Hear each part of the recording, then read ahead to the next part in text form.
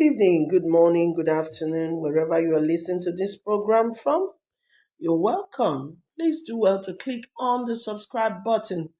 Today, we're bringing you a news from history. The untold story of Rolf Sfeiner, the 4th Biafran Brigadier Commando. Remember, during the Biafran War, they had some Westerners fighting with the Biafran soldiers. So today, we want to bring you a little bit of history from the untold story of Rolf Sfeiner. French-German legionnaire Rolf Sfeiner was the commander of the 4th Biafran Brigade, Commando. The first 3 brigades didn't exist.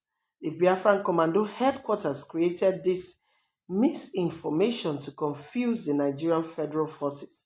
As a lieutenant colonel, Sfeiner used a skull and a crossbone as his regimental symbol, which he thought would constantly remind his troops of the risk inherent to war.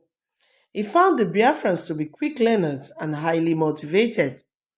Sfeiner, far from being a mercenary, became a Biafran citizen, fought for the Biafrans without pay, serving long after most other European soldiers of fortune had left the cause.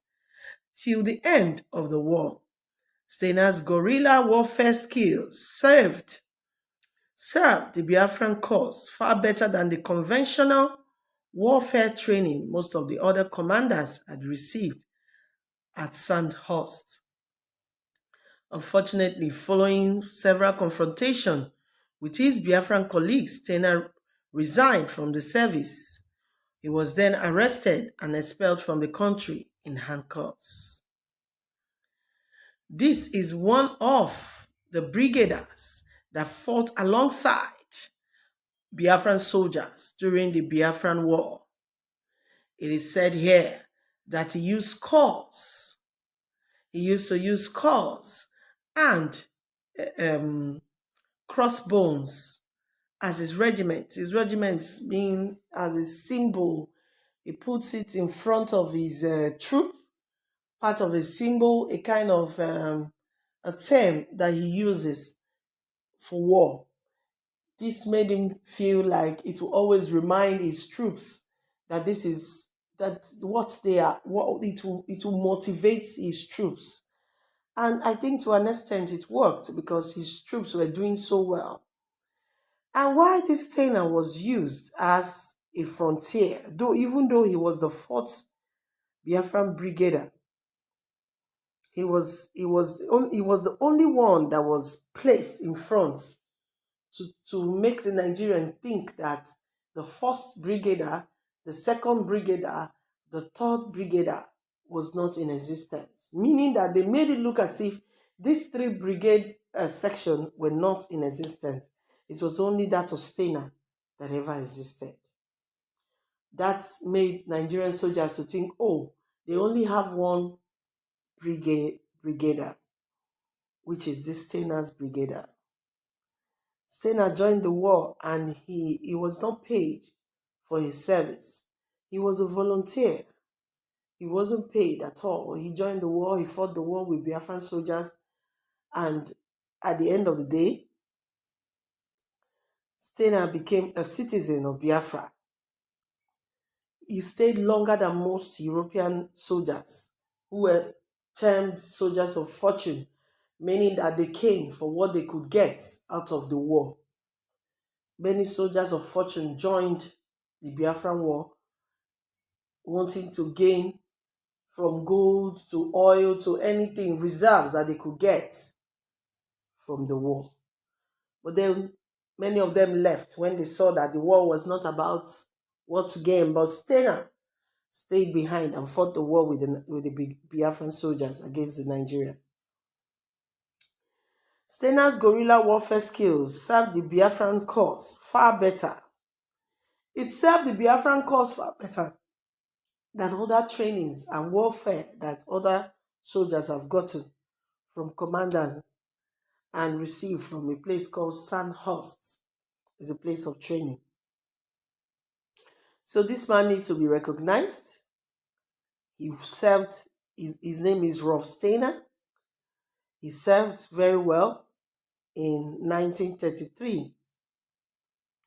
The 4th Brigadier, Sfeiner, far from being a mercenary, became so strong in the Biafran warfare, and he was given citizenship. A lot of European soldiers came then to join, but this one is kind of significant. Why? Because of his tenacity, his mindset, the idea he had concerning the cause. He was part of the cause. He placed his allegiance to Biafra. He fought, he went to war, he faced the warfare squarely. He was strong. The battle wasn't won at the end of the day, in as much as Nigerian soldiers advanced even to Edo State, to Benin, as at then, which was supposed to lead to other parts, to Ibadan and Oyo states entirely. That was Banjo's duty, you know. But Sfeiner here is someone that is recognized today. So we would be bringing you a little bit of history concerning the Biafran War. So for those who don't really know much about the war and why the agitation is ongoing, you could get some historical facts and some historical events here so that you have a fresh memory. You will also understand what our fathers were crying about. You know, the war did not come, we didn't win the war in our favor. But at the end of the day, we wouldn't forget those who stood by us, who stood firm by us to fight the war. So unfortunately, following several confrontations with his Biafran colleagues, there were confrontation in the camps. He had issues with most other commanders. Something must have happened that must have led to that confrontation. Because I believe that the Biafran spirit, one thing is that whatever you are doing with a Biafran, no matter what it is, never show superiority. You must always walk on the same level. There is no superior. There is no king. So unfortunately, after the confrontations with his colleagues, Sfeiner had to resign from service. He was arrested and expelled from the country and courts. Other details concerning this man might be read in the future. So please keep a date with us and click on the subscribe button. Victory Channel will keep bringing you memories, histories, and things that matters. Thank you for listening.